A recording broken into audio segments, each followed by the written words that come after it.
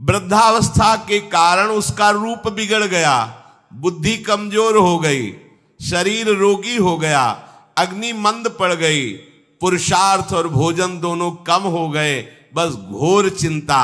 अब पता ही नहीं चल रहा, सोच निकल गई, पड़ा है उसी गंदगी में। जब वो रो रो के कहता है ऐसा, तो पीटते हैं घर वाले, हमने देखा भी, पीटते हैं, पड़े पड़े हकता है, भरपूर भोजन नहीं देते, हगेगा कौन, फेंकेगा इसका। कैसी दुर्गति होती। इसमें जो शब्द लिखा है, आस्तेव मत्योपन्यस्तम गृहपाल इवाहरन, गृहपाल कहते कुत्ते को, कुत्ते की भांति वो सबके अपमान सहता रहता है और रूखे सूखे टुकड़े खाकर जीवन निर्वाह करता है, फिर भी उसे भगवान की याद नहीं आती। मृत्यु का समय जब निकट आता है तो वायु उत्क्रमण से इसकी पुतलियां चढ़ जाती हैं, श्वास प्रश्वास की नलिकाओं में वायु आना जाना रुक जाता है, कफ भर जाता है। अब इसे श्वास लेने में भयानक कष्ट होता है, कंठ में घुरघुराहट, पर उसका मोह उन्हीं अपने बच्चे, परिवार, घर, शब्द, ये सब छूट जाएगा। बड़ी दुर्गति है। अंतिम समय क्या सोच रहा है, ये पत्नी छूट जाएगी, बेटे छूट जाए, और बेटों ने क्या उनके साथ व्यवहार किया, ये मोह है। ये मेरा कमाया हुआ मकान कैसे छोड़ सकता हूं, तो छिपकली बन के आना, इसी मकान में रेंगना। पक्का आपका अंतिम फाइनल आपका चिंतन होता है, आपका चिंतन वही बनेगा जो जीवन भर आपने किया, उसके परिणाम में। बंधु बांधव आकर घेर लेते और मनाने लगते हैं कि अब जल्दी मर जाए, भगवान उठा लें इसे। मृत्यु पाश के वशीभूत महान कष्ट को भोगता हुआ अपने परिवार का चिंतन करता है। वो मूड ये भी नहीं सोच पा रहा कि अगर अंतिम समय कृष्ण बोल दूं, राधा बोल दूं तो काम बन जाए। कुटुंब का भरण पोषण और मोह में लगा हुआ यमराज के दूत आते हैं, मार मार के उसके प्राणों को खींचते हैं। वो तो मार वही जानता है जिस पे पड़ती है, पर सोचता कौन है, विवेक है नहीं, इसलिए सोच काम नहीं करती। भयंकर रोष युक्त नेत्र वाले, जिनके देखने से पेशाब छूट जाए, तभी तो आप देखो मरने वाले का शौच और लघु शंका सब छूट जाती है, देखने मात्र से, इतने वो भयानक है। वो देखकर भय के कारण मलमूत्र त्याग कर देता है। सा दृष्ट्वा त्रस्त हृदय स्रकन मूत्रम विमुंचति, इतना भयावह स्वरूप होता है उनकी घुड़क, और उनकी मार की टट्टी पेशाब सब छोड़ देता है। यमदूत उसे भयंकर यातना देते हुए प्राण खींचते हैं। अब ये तो वही जानता है जिसके खींचते हैं। बाहर वाले सब घेरे बैठे हैं, कोई एक बार भी नाम नहीं बोला। अगर एक बार बोल देता राधा तो भाग जाते यमदूत और वो बच जाता। पर यह सौभाग्य तो जिसने जीवन में धर्म किया है, कहीं ना कहीं भगवद आश्रय लिया, उसको ये मिलता है। जैसे कोई घोर अपराधी को सिपाही बांधकर ले जाते हैं, उसी प्रकार रस्सी में बांधकर बलात् उसको यमलोक की लंबी यात्रा कराती है। रास्ते में पिटाई, घुड़कियां, उसे प्यास लगती, पानी नहीं दिया जाता, तपती हुई भूमि पर चलाया जाता है। कुत्ते नोचते हैं, व्याकुल हो उठता है। भूख प्यास उसे बेचैन कर दी, पर यहां किसी की भूख नहीं मिटाई तो तुम्हें रास्ते में भोजन नहीं मिलेगा। यहां कभी किसी को पानी नहीं पिलाया तो एक बूंद पानी नहीं मिलेगा तुम्हें। ये कर्म भूमि है। दावानल जैसी दहकती हुई भूमि पर उसे चलाया जाता है। तप्त बालुका में मार्ग में जब एक पग भी आगे बढ़ने की सामर्थ्य नहीं होती, मूर्छा जाती है, मार मार के उसे चेतना में लाते हैं यमदूत, फिर घसीटते हैं। महान दुख में अंधेरे मार्ग से अत्यंत क्रूर यमदूत उसे यमपुरी को ले जाते हैं। कितना मार्ग? 99,000 योजन मृत्यु लोक से। यह ऐसे नहीं कि कोई गप लिखी हुई है, नहीं नहीं। अब जैसे तिहाड़ जेल है, अब जानते ही नहीं तो क्या जानोगे, कहां तिहाड़ जेल? जाओ देखो जाके। आजीवन कारावास, कैसे बड़े कठोर कठोर, जैसा अपराधी वैसा दंड विधान। तो यहां थोड़ी दया है, क्योंकि हृदय है, वहां हृदय नहीं है, वहां हृदयहीन शासक तुम्हारे पीछे लगाए जाएंगे। हृदय ही नहीं है, बस एक एक कर्म का हिसाब। जो हमने पढ़ा था पहली बार तो होश उड़ गए थे। जो यहां दूसरे का मांस खाते हैं ना, कोलू में पेरे जाते हैं। कोलू जैसे गन्ना नहीं पेरा जाता, लगा दिया कोलू में पेरे जा रहे। मरना है नहीं, सोचो कितना कष्ट। फिर इसके बाद समसी से मांस नोच कर उसे खवाया जाता है। होश में हो जाओ। 99,000 योजन का मृत्यु लोक से यमलोक का मार्ग है, लिखा हो 99,000 योजनानाम सहस्राणी नवतिम नवचाध्वनः त्रिभिर्मुहूर्तैर्द्वाभ्याम वा नीतः प्राप्नोति यातनः। एक योजन का मतलब 4 कोश, 99,000 योजन। इतने लंबे मार्ग को 2 या 3 मुहूर्त में तय करना, दौड़ा के 2 या 3 मुहूर्त, बहुत कम समय। फिर वहां पहले से तय, इसको इस नरक में डालो, इसको इस नरक में। वहां इतना समय, थोड़ी भीड़ लगी है। जैसे अपने एक फोड़ा हुआ तो अपने इतने कष्ट समझते, अस्पताल जाओ देखो चीख लगी, किसी पैर टूटा, किसी कुछ, ऐसे वहां सब हिसाब हो रहा है।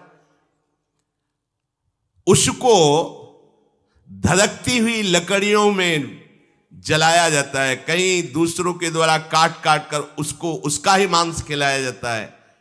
यमपुरी के कुत्तों के भयानक दांत होते हैं, जिंदा, अब मरना है नहीं, वहां भयानक गिद्धों के द्वारा आते खींची जाती है। यहां सांप बिच्छू डांस जिसको मारा है वहां भयंकर रूप रखकर उसका खून पीते हैं। हिसाब है बहुत होश में। यहां तुम किसी के शरीर को काट दो तो मर जाएगा, वहां ऐसा नहीं होता। वहां बार बार काटा जाएगा, मरोगे नहीं, पीड़ा वैसे ही होगी। बड़े भयानक कष्टों को भोगता है। तामिस्त अंध तामिस्त रौरव आदि नरकों को भोगता है। हे माता, भगवान कपिल देव जी कहते हैं, जो पुण्य आत्मा लोग होते हैं स्वर्ग आदि में जाकर पुण्य भोगते हैं, लेकिन दोनों को फिर गिरना होता है, क्योंकि वो भगवान का भजन नहीं किए, इसलिए पुण्य भोग कर मृत्यु लोक आते हैं, वो पाप भोग कर नरक से मृत्यु लोक आते हैं। माता जब उनके भोग संपन्न होते हैं नरक आदि के, अब वो जन्म लेते हैं फिर यहां। ध्यान से सुनना, जब जीव को मनुष्य शरीर में जन्म लेना होता है तो प्रकृति में वर्षा के साथ आता है। प्रकृति में वर्षा के साथ आया और फसल में मूली गाजर गेहूं अन्न, इनमें वो जीव प्रवेश करता है और उसे माता पिता दोनों पाते हैं। तो सप्तम धातु वीर के रूप में परिणित होता है जीव। वो वीर कण के रूप में माता के उदर में जब प्रवेश करता है तो एक रात्रि में मां का और पिता का, दोनों का वो जो वीर मिलता है, उस रज और वीर के मिलने से एक कलल सा बनता है। 5 रात्रि व्यतीत होने के बाद एक बुदबुदा सा बनता है। 10 रात्रि व्यतीत होने के बाद एक बेर की सी आकृति होती है। फिर उसके बाद उसमें धीरे धीरे मांसपेशियां बढ़ने लगती हैं। 1 महीने में उसके सिर निकल आता है, 2 महीने में हाथ पांव अंगों का विभाग होता है, 3रे महीने में नख रोम अस्थि चर्म स्त्री पुरुष के चिन्ह प्रकट हो जाते हैं, 4 महीने में मांसादि 7 धातुएं प्रकट हो जाती, 5वें महीने में चेतना जागृत हो जाती है। जैसे अपने चेतना, ऐसे 5वें महीने में गर्भस्थ शिशु की चेतना जागृत हो गई। जीव है पर चेतना 5 महीने बाद मां के गर्भ में जागृत। अब उसे भूख लगती है, प्यास लगती है, वहां की तापमयी जलन पीड़ा, छोटे छोटे कीड़ों के द्वारा काटना। 6ठे मास में झिल्ली से लपटा हुआ मां की दाहिनी कोख में कीड़े की तरह तड़पता है। उस समय माता को कड़वे और खट्टे पानी की लालसा होती है, जिससे उसके अंगों में जाकर भयंकर जलन होती है। यह है भोग। वो कृमि कीड़े की तरह तड़पता है।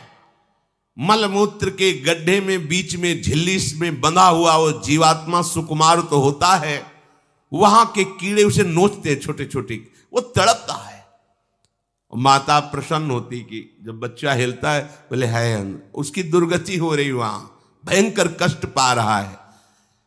ऐसा क्लेश होता है कि क्षण क्षण में बेहोश होता रहता है। माता के खाए हुए कड़वे, तीखे, गरम, नमकीन, रूखे, खट्टे, यही पदार्थ पाने की इच्छा होती है माता, क्योंकि उसको भोग भोगना है। उसके कोमल शरीर में भयानक पीड़ा होती है जब माता ऐसे पदार्थ खाती है। गर्भाशय की झिल्ली में लिपटा हुआ, आंतों और मलमूत्र से घिरा हुआ सिर, पेट की और पीठ और गर्दन एक कुंडलाकार ऐसे कंकण जैसा, ऐसी आकृति गर्भस्थ शिशु की होती है। पिंजड़े में बंद पक्षी के समान पराधीन, ना तो वो हिलडुल सकता है ना बोल सकता है, बड़ा असमर्थ दुख को भोग रहा है, चेतना पूरी है। इसी समय भगवान द्रवित होकर उसे ज्ञान देते हैं, गर्भस्थ शिशु को, सबको। जे उसे ज्ञान होता है तो सैकड़ों जन्म के कुकर्मों से याद आते हैं, सैकड़ों जन्म के। ओहो, ये मेरे कर्म का ही फल, मैंने ऐसे कर्म किए इसलिए दुख भोग रहा हूं। बेचैन हो जाता है, कैसे निपट पाऊंगा, सैकड़ों जन्म के कर्म जमा है। अब महान अशांति उसके हृदय में, उस शरीर में भयंकर पीड़ा।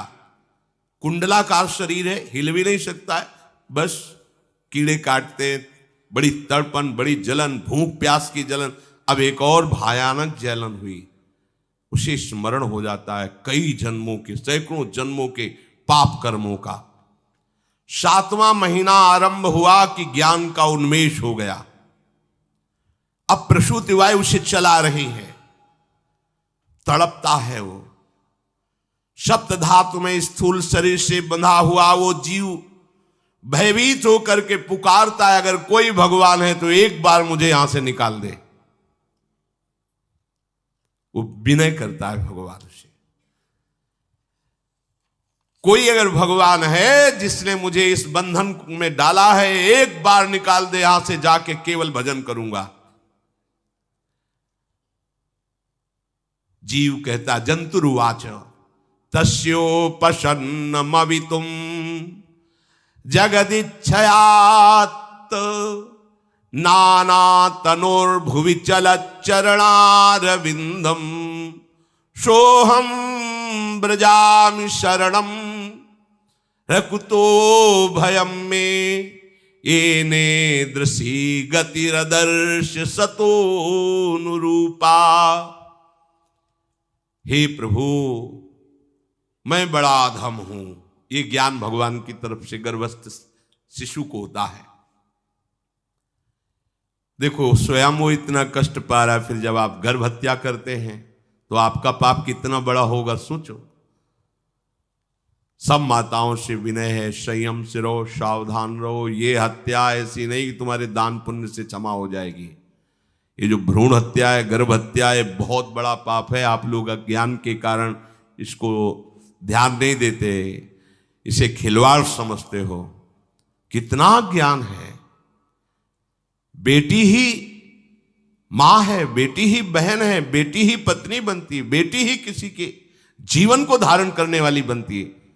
और आपने गर्भ में देख लिया बेटी है, तुम स्वयं मां होकर उसका साथ दे रहे हो, उसका नष्ट करने के लिए। हमारी तो बात ही समझ में नहीं आती, क्या बुद्धि भ्रष्ट हो गई। अगर पुरुष का इतना महत्व है तो बेटियां ना हो तो तुम्हारी कौन सी गति होगी, सोचो जरा। जीना मुश्किल हो जाएगा तुम्हारा।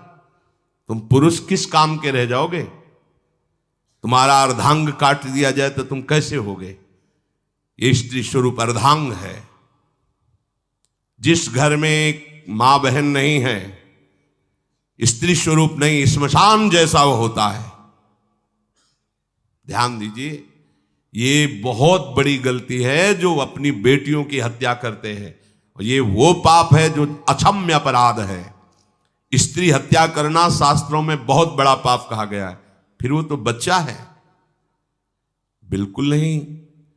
जिनसे हो गया है, श्रीमद् भागवत का सप्ताह मूल संस्कृत से सुनो और भगवान से प्रायश्चित प्रार्थना करो कि हे नाथ, भूल से गलती हो गई, दूसरा कोई उपाय नहीं। ध्यान से समझ लीजिए। तुम्हारे भ्रूण हत्या, गर्भ हत्या के पाप को नष्ट करने में एकमात्र श्रीमद् भागवत समर्थ है, दूसरा कोई नहीं।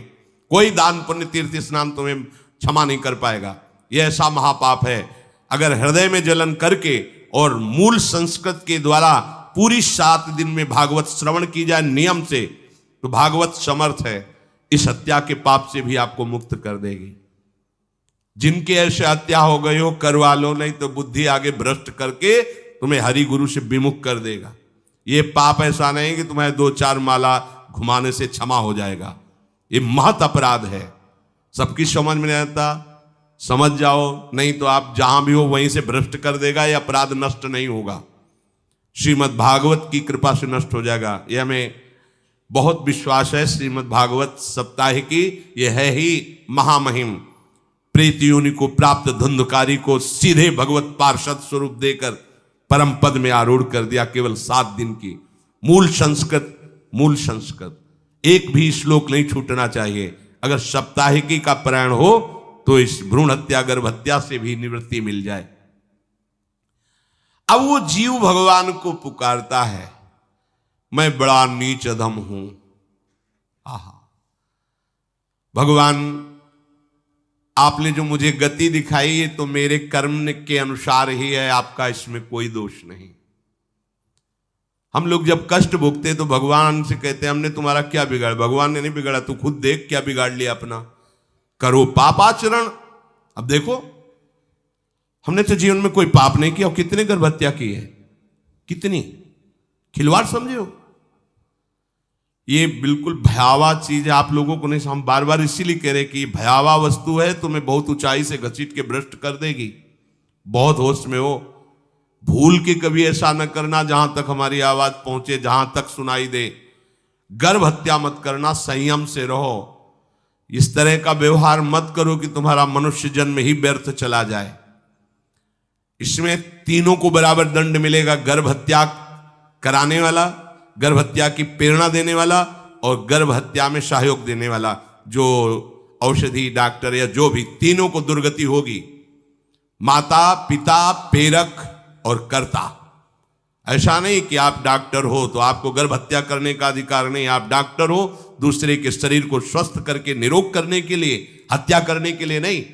कोई भी हमारा संविधान ऐसा आदेश नहीं करता कि आप गर्भ हत्या कर दो। ना भागवतिक और ना भारतीय संविधान ऐसा संविधान आदेश नहीं करता। अब वो जीव कह रहा है कि प्रभु मेरे योग्य ही है, आपने जो मुझे दंड दिया है। मैंने सुना है कि आपकी शरण में जो आता है आप उसकी रक्षा कर लेते हैं। आपकी जो शरण में हो जाता है वो इस भूमि पर, भारत भूमि पर, विश्व पर निर्भय विचरण करता है। कोई उसे भय नहीं प्रदान कर सकता।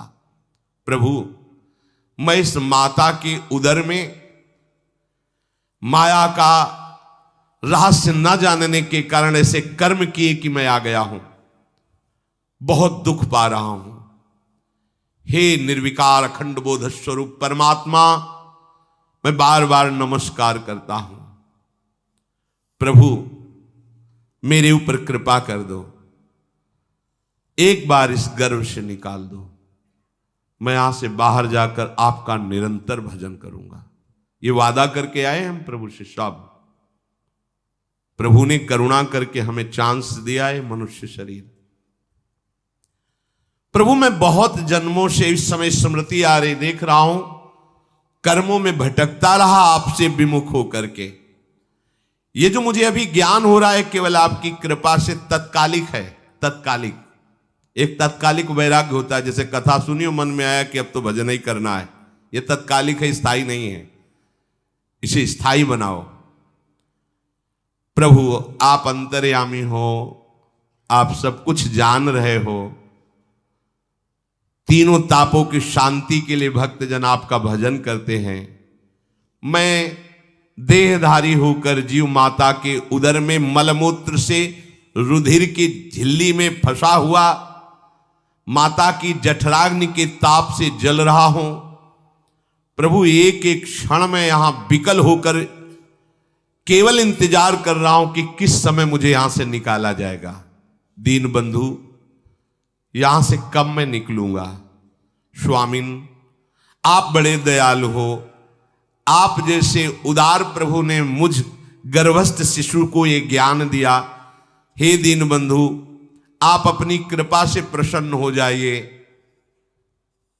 प्रभु एक बार निकाल दीजिए, मैं ऐसा भजन करूंगा कि दोबारा संसार के दुख में नहीं आऊंगा। कपिल भगवान कहते हैं, हे माता, वो गर्भस्थ बालक शिशु भगवान से प्रार्थना करता है, भगवान का आदेश होता है, तत्काल प्रसव वायु धक्का मारती है। जे ही प्रसव वायु धक्का मारती तो उसको ऐसा भयंकर कष्ट होता है, जैसा पीछे लिखा है कि जैसे जिंदा किसी की चमड़ी उतारी जाए, ऐसा मां के गर्भ से निकलते समय उसे कष्ट होता है। वो अत्यंत कष्ट से व्याकुल होता है। उसी समय उसका वो ज्ञान नष्ट हो जाता है जो भगवान ने दिया था। उस समय उसकी श्वास की गति रुक जाती, जैसे किसी का गला दबा दिया जाए तो कैसा लगेगा। ऐसे ही पूरी की पूरी भागवती की स्मृति नष्ट हो गई। होश आया तब देखा कि वो बाहर पड़ा हुआ है, माता के उस मलमूत्र में सना हुआ बिष्ठे की कीड़े की तरह। गर्भवास में जो दिव्य ज्ञान प्रकट हुआ था भगवान की कृपा से, वो सब नष्ट हो गया। भूमि परत भा ढाबर पानी, तिम जीवे माया लपटानी। चेतन आई तो रोने लगा। वो ज्ञान कहां गया, वो ज्ञानदाता कहां गया। वो कहता कहां कहां, बोले थाली बजाओ, बच्चा हुआ है। और वो तो रो रहा है कि कहां, वो ज्ञान कहां गया जिसके बल से मैं ये कह रहा था कि बाहर निकाल दो, मैं आपका भजन करूंगा। सब खत्म ज्ञान। जो लोग उसका अभिप्राय नहीं समझते, वो उत्सव मनाते हैं, बालक हुआ है, वो रो रहा है, वो कहां गया ज्ञान, कहां कहां कहां। छोटा बालक यही रोक कहता कहां। अभी जो ज्ञान उत्पन्न हुआ था, जो अभी भगवान का बोध हुआ था, वो कहां गया, कहां गया। घर परिवार के लोग उसका पालन पोषण करते रहते हैं, उसमें कोई निषेध करने की शक्ति नहीं हो रही। मच्छर काट रहा है, दुख हो रहा है, हटा नहीं सकता बालक। उस जीव को शिशु अवस्था में जब कपड़ों पे लिपेट कर ऐसे लिटाया जाता है तो इतना कोमल त्वचा होती कि कपड़े भी उसको, जैसे खुजलाहट है, पीड़ा है या जलन है, बिल्कुल कोमल त्वचा होती, कुछ नहीं कर सकता वो, बस रो सकता है। ना खुजलाने की, ना करवट बदलने की, ना उठने की कोई सामर्थ्य नहीं। बड़ा कष्ट पाता है बाल्यावस्था में, क्योंकि त्वचा बड़ी कोमल होती, दास मच्छर आदि जीव उसको काटते हैं। गर्भावस्था का कोई ज्ञान नहीं रहा, सिर्फ रोना ही रोना रह रहा।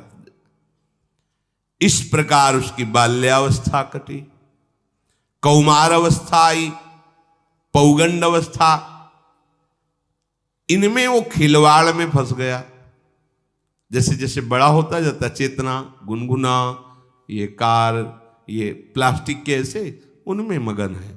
देखो ना छोटे बच्चों को, अज्ञानवश इसकी ये अवस्था कट गई। बड़े भाग्यशाली ऐसे भी बच्चे हैं जो तुतला के बोलते, उनकी मैया कहती राधा बोलो, राधा।